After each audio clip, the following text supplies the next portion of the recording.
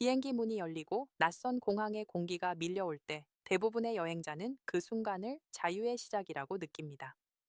하지만 그 자유는 생각보다 아주 얇은 선 위에 놓여 있습니다.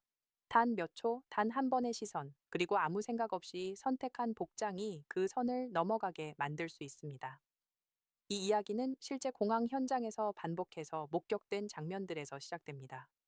장시간 비행 끝에 입국 심사대로 걸어오는 사람들의 표정은 비슷합니다.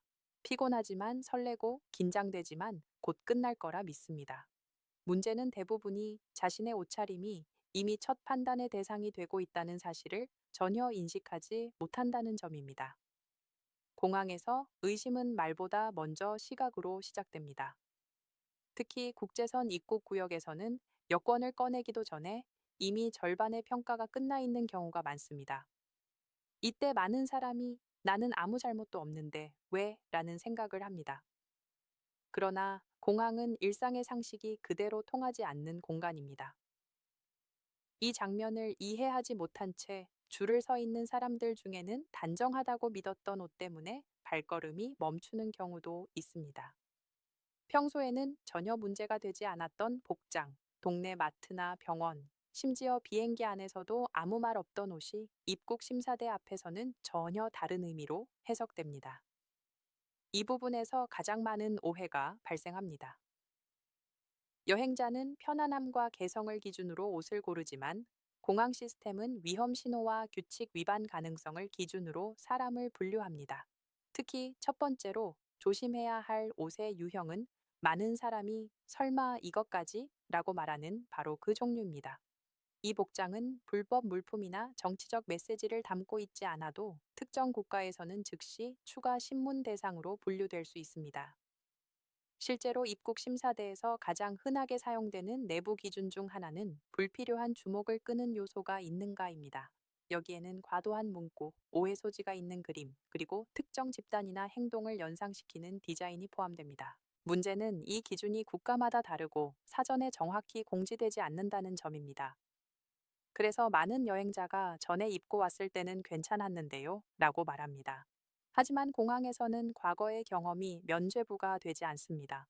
상황, 시기, 국제 정세, 그리고 당일 근무자의 판단까지 모두 영향을 미칩니다.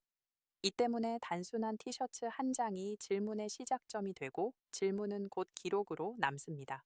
기록이 남는 순간 입국은 더 이상 자동 절차가 아닙니다. 여기서 대부분의 사람이 심각성을 깨닫지 못합니다. 옷 때문에 바로 돌려보내겠어? 라는 생각을 합니다. 그러나 실제로는 옷 때문에가 아니라 옷이 만든 의심의 흐름 때문에 문제가 발생합니다. 입국 심사는 단일 사유로 결정되지 않습니다. 작은 의심이 쌓이고 연결되며 결국 리스크가 있는 방문자라는 판단으로 이어집니다. 많은 사람이 이 과정을 보지 못한 채 결과만 마주합니다. 이 첫 번째 유형의 옷은 특히 중장년 여행자에게 더 불리하게 작용합니다. 이유는 간단합니다. 공항 시스템은 연령대별로 예상 행동 패턴을 이미 가지고 있기 때문입니다. 그 기대에서 벗어난 복장은 질문을 부르고 질문은 체류 목적과 일정, 재정 상태까지 확장됩니다. 이 단계로 넘어가면 상황을 되돌리기는 쉽지 않습니다. 공항 복장에 대해 기억해야 할 점이 있습니다. 공항 복장은 패션이 아니라 신호를 보내는 것입니다. 잘못된 신호를 보내면 순조로웠던 여행이 순식간에 곤란한 상황으로 바뀔 수 있습니다. 많은 사람들이 입국이 거부된 후에야 이 사실을 깨닫습니다. 이 이야기를 듣고 계신다면 바로 그런 상황을 피할 수 있는 좋은 기회입니다. 이런 흐름이 이어지는 이유를 이해하려면 공항이 사람을 어떻게 분류하는 공간인지 조금 더 들여다봐야 합니다. 많은 여행자는 입국 심사를 단순한 확인 절차라고 생각하지만 실제로는 위험 관리 시스템의 마지막 관문에 가깝습니다. 이 시스템은 질문보다 먼저 외형과 행동을 통해 신호를 수집합니다. 그리고 그 신호 중 가장 빠르고 명확하게 들어오는 것이 바로 옷차림입니다. 그래서 첫 번째 유형의 옷이 이미 의심의 문을 열었다면 두 번째 유형의 옷은 그 문을 완전히 밀어버리는 역할을 하기도 합니다. 두 번째로 문제가 되는 옷은 편안함을 이유로 선택되는 경우가 많습니다. 특히 장시간 비행을 앞두고 어차피 비행기만 타고 바로 숙소 갈 건데 라는 생각으로 입는 복장입니다. 헐렁한 바지, 낡아 보이는 티셔츠, 슬리퍼나 샌들 같은 조합은 여행자에게는 휴식의 상징일 수 있습니다. 하지만 입국 심사대에서는 전혀 다른 해석이 이루어집니다. 이 복장은 종종 체류 목적이 불분명한 사람 혹은 장기 체류 가능성이 있는 사람으로 분류되는 단서가 됩니다. 공항 시스템이 이런 판단을 하는 이유는 단순합니다. 단기 여행자와 장기 체류자는 행동 패턴이 다르고 그 차이는 외형에서도 일정 부분 드러난다고 보기 때문입니다. 너무 생활감이 강한 복장은 곧 돌아갈 사람보다는 이미 생활을 시작한 사람처럼 보일 수 있습니다. 특히 중장년 여행자의 경우 이 인상이 더 강하게 작용합니다. 젊은 배낭 여행자와 달리 나이가 있는 여행자는 체류 목적과 귀국 의지를 더 엄격하게 평가받는 경향이 있기 때문입니다. 여기서 많은 사람이 반문합니다. 단정하지 않으면 안 되는 거냐고요? 반드시 정장을 입어야 하느냐는 질문도 나옵니다. 하지만 핵심은 격식이 아니라 균형입니다. 공항에서 가장 안전한 복장은 특별히 기억에 남지 않는 옷입니다. 눈에 띄지도 지나치게 편해 보이지도 않는 상태가 가장 이상적입니다. 문제는 두 번째 유형의 옷이 이 균형을 깨뜨린다는 데 있습니다. 너무 일상적이고 너무 개인적인 느낌을 주는 복장은 질문을 유도합니다. 실제로 입국 심사대에서 이런 복장을 한 사람들은 어디서 머무를 예정인가, 얼마나 머무를 것인가 라는 질문을 더 자주 받습니다. 질문 자체는 정상적일 수 있지만 그 빈도와 깊이가 달라집니다. 이때 대답이 조금이라도 망설여지면 상황은 빠르게 바뀝니다. 추가 확인, 별도 대기, 그리고 기록 남김으로 이어질 수 있습니다. 많은 사람은 이 과정을 겪고 나서야 옷차림이 원인이었음을 알게 됩니다. 두 번째 유형의 옷이 위험한 또 다른 이유는 세관 구역과도 연결되기 때문입니다. 지나치게 생활감 있는 복장은 개인 물품의 용도에 대한 의심으로 이어질 수 있습니다. 사용감이 많은 가방, 오래된 신발, 그리고 여행자답지 않은 차림은 개인 사용 목적이 맞는가라는 질문을 불러옵니다. 이 질문은 짐 검사로 자연스럽게 이어지고 여기서 시간이 길어지면 피로와 긴장이 겹쳐 실수가 나오기 쉽습니다. 이 과정에서 많은 사람이 억울함을 느낍니다. 하지만 공항은 억울함을 설명하는 장소가 아닙니다. 그저 판단이 내려지는 곳입니다. 그래서 이 두 번째 유형의 옷은 단독으로 문제를 일으키기보다는 첫 번째 유형과 결합될 때 더 위험해집니다. 눈에 띄는 요소와 생활감이 동시에 존재하면 시스템은 더 강한 신호로 받아들입니다. 이제 자연스럽게 세 번째 유형의 의복으로 넘어갑니다. 이 마지막 유형은 많은 사람들이 전혀 위험하다고 생각하지 않는 유형입니다. 하지만 실제로는 직접적인 억제 효과를 가져오는 경우가 많습니다. 세 번째 유형의 옷은 앞에 두 가지와 달리 겉보기에는 깔끔하고 문제없어 보입니다. 그래서 많은 사람이 가장 안심하고 선택합니다. 하지만 바로 그 점 때문에 더 위험해질 수 있습니다. 이 복장은 공항에서 의도로 해석되는 경우가 많기 때문입니다. 단순한 취향이나 편의가 아니라 메시지를 담고 있다고 판단되는 순간 문제가 시작됩니다. 이 유형의 대표적인 특징은 문구, 상징 혹은 특정 이미지를 담고 있다는 점입니다.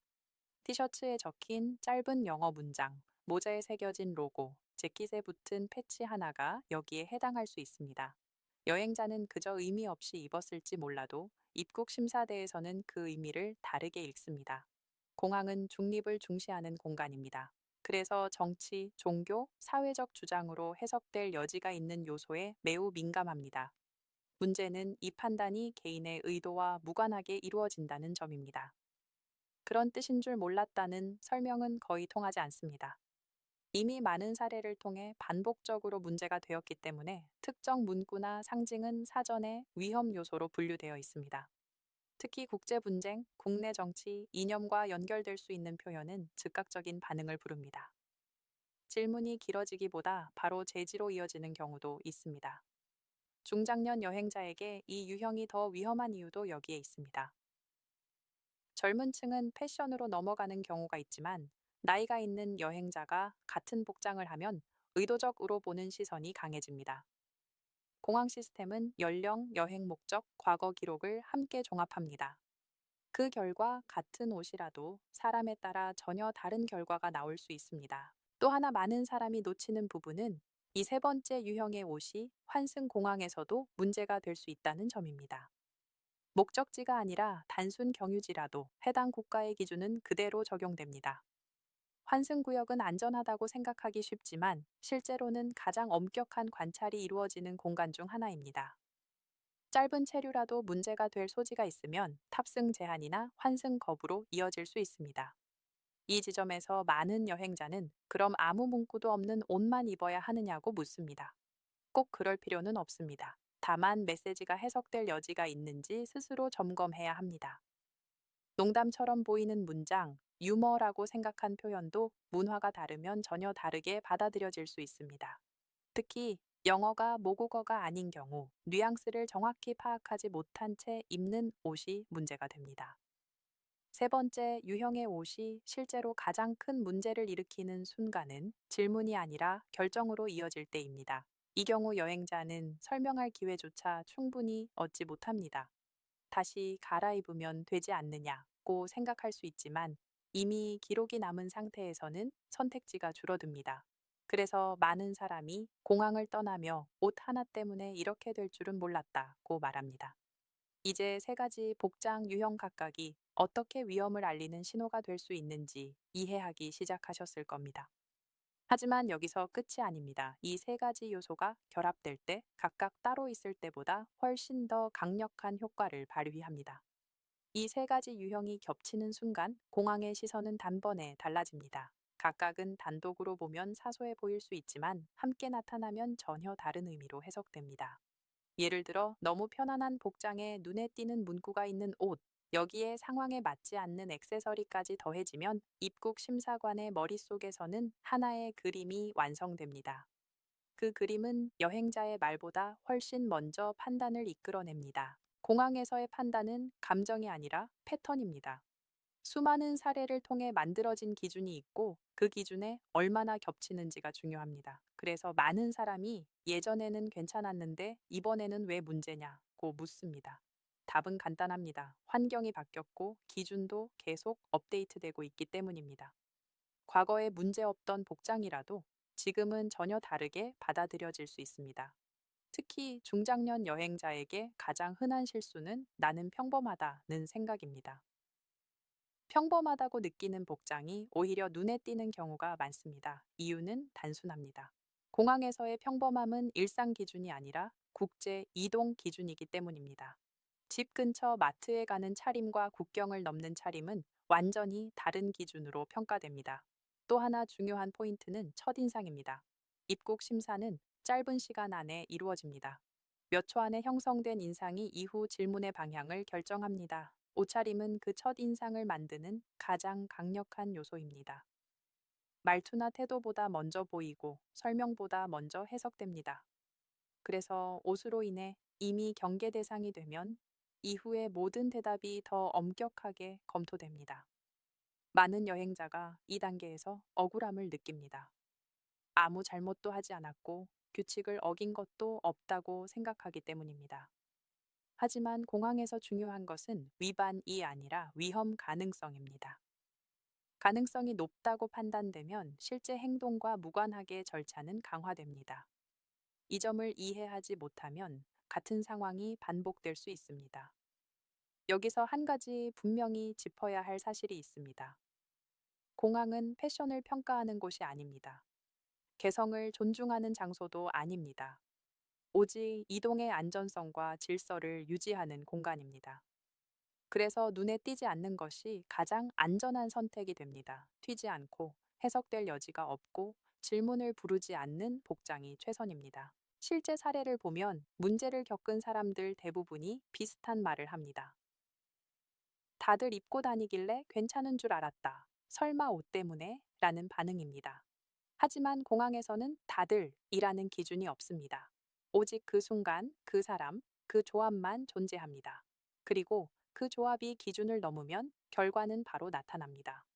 이제 갑자기 많은 질문들이 떠오를 것입니다. 그렇다면 옷을 고를 때 어떤 기준을 사용해야 할까요? 무엇을 살펴봐야 할까요? 이제 실제로 적용할 수 있는 기준을 이야기할 차례입니다. 기준이라고 해서 복잡할 필요는 없습니다. 공항에서 안전한 옷의 핵심은 세 가지 질문으로 정리됩니다. 이 옷이 눈에 띄는가, 해석될 여지가 있는가, 그리고 체류 목적을 오해하게 만드는가입니다. 이 세 질문에 모두 아니라고 답할 수 있다면 그 옷은 대체로 안전한 선택에 가깝습니다. 반대로 하나라도 걸린다면 다시 생각해 볼 필요가 있습니다. 가장 먼저 눈에 띄는 요소를 점검해야 합니다.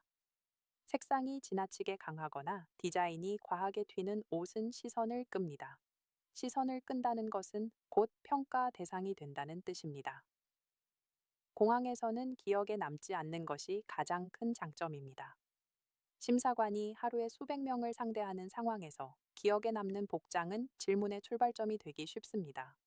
두 번째는 해석입니다. 글자, 그림, 상징이 있는지 살펴보세요. 내가 이해하는 의미와 상대가 받아들이는 의미는 다를 수 있습니다. 특히 외국어 문구는 더 위험합니다. 유머라고 생각한 문장도 특정 국가에서는 불쾌하거나 민감한 주제로 받아들여질 수 있습니다. 의미를 설명해야 할 상황이 떠오른다면 그 옷은 이미 위험합니다. 세 번째는 체류 목적입니다. 너무 편안하거나 생활감이 강한 옷은 여행자보다 거주자처럼 보일 수 있습니다. 짧은 일정이라면 그에 어울리는 단정함이 필요합니다. 이는 격식을 차리라는 뜻이 아니라 목적과 외형이 일치해야 한다는 의미입니다. 이 기준은 공항뿐 아니라 비행기 안에서도 이어집니다. 탑승 게이트, 환승 구역, 세관까지 같은 시선이 적용됩니다. 많은 사람이 입국 심사만 넘으면 끝이라고 생각하지만 실제로 문제는 그 이후에도 발생합니다. 그래서 처음부터 끝까지 같은 기준을 유지하는 것이 중요합니다. 자, 이제 마지막으로 많은 사람들이 너무 늦게서야 깨닫게 되는 결과들에 대해 이야기해 보겠습니다. 많은 사람들이 문제를 겪고 난 뒤에야 비로소 상황의 무게를 이해합니다. 그때 가장 많이 나오는 말이 설마 이런 이유일 줄은 몰랐다입니다. 하지만 공항에서의 판단은 사후 설명으로 뒤집히지 않습니다. 이미 기록은 남고 그 기록은 다음 이동 때까지 따라옵니다. 한 번의 오해가 단순한 불편으로 끝나지 않는 이유가 바로 여기에 있습니다. 실제로 입국이 지연되거나 추가 확인을 받게 되면 이후 일정은 모두 틀어집니다. 환승을 놓치고 숙소 예약이 취소되며 동행과도 떨어질 수 있습니다. 더 큰 문제는 그 과정에서 쌓이는 긴장과 불안입니다. 그 불안은 다음 공항에서도 그대로 드러나고 다시 판단의 근거가 됩니다. 이렇게 악순환이 만들어집니다. 특히 중장년 여행자에게 이 경험은 몸과 마음 모두의 부담이 됩니다. 장시간 대기, 반복되는 질문, 설명해야 하는 상황은 체력 소모가 큽니다. 문제의 시작이 단지 옷차림이었다는 사실을 나중에 알게 되면 허탈감은 더 커집니다. 하지만 이미 지나간 선택은 되돌릴 수 없습니다. 그래서 준비는 항상 출발 전이어야 합니다. 공항에 도착해서 혹은 줄을 서서 후회해도 늦습니다. 옷은 말보다 먼저 판단되고 태도보다 오래 기억됩니다. 안전한 여행을 원한다면 눈에 띄지 않는 선택이 가장 현명합니다. 여행은 즐거워야 합니다. 공항에서 불필요한 긴장으로 시작할 필요는 없습니다. 오늘 이야기한 기준을 마음에 담고 출발한다면 적어도 옷차림 때문에 발이 묶이는 일은 피할 수 있을 것입니다. 많은 사람들이 너무 늦게 알게 된 이 사실이 여러분에게는 출발 전 작은 준비로 끝나기를 바랍니다.